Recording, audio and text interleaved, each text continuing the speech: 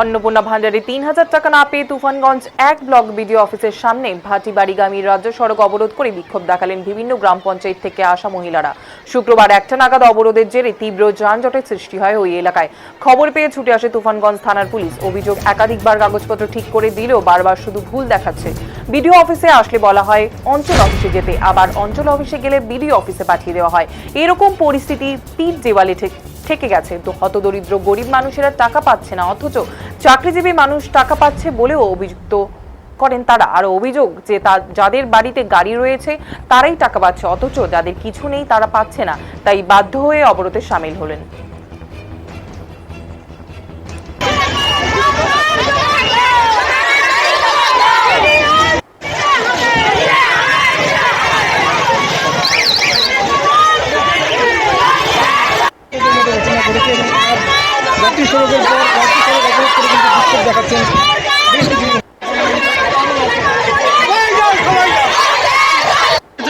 অন্নপূর্ণা ঢোকে নাই আমাদের।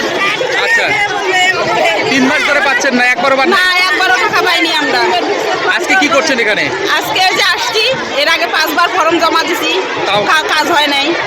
অঞ্চলে দিছি, অফলাইনে করছি, অনলাইনে করছিলাম, তারপর আবার 3 বার করে জমা দিছি, তাও নেই। তার মধ্যে একদিন ভিডিওর মধ্যে আসছি, বলছে যে আজব দেখাচ্ছে টাকা ঢুকবে, তারপরে এখন টাকা ঢুকতেছে না। আজকে ভিডিও অফিসে কি করলেন? আজকে ভিডিও অফিসে আসছি, মানে জমা দিলাম, তাও নিবে না ওরা। তো বলতেছে যে আমাদের কাজ হয় নাই, আমাদের কাজ আসে না, আমরা করতে পারবো না। আচ্ছা, এই কথাই বললো। রাস্তা অবরোধ করেছেন আজকে? হ্যাঁ, কতক্ষণ থাকবে এই অবরোধ? সারাদিন থাকবে। কিসের জন্য অবরোধ বলেন? অন্নপূর্ণার টাকা মূলত যারা উপযুক্ত, যারা গরিব মানুষ, সমস্ত মহিলাকে দেওয়া হচ্ছে না।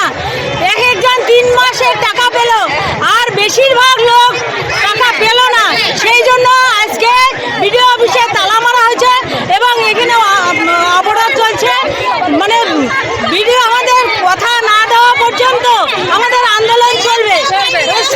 যদি অন্নপূর্ণার টাকা সবাইকে দেয় তাহলে ভালো, আর যদি সবাইকে না দেয় তাহলে সবটা বন্ধ করে দিক। মোট কথা হচ্ছে সবাইকে দিতে হবে, নাহলে আমাদের আন্দোলন চলবে।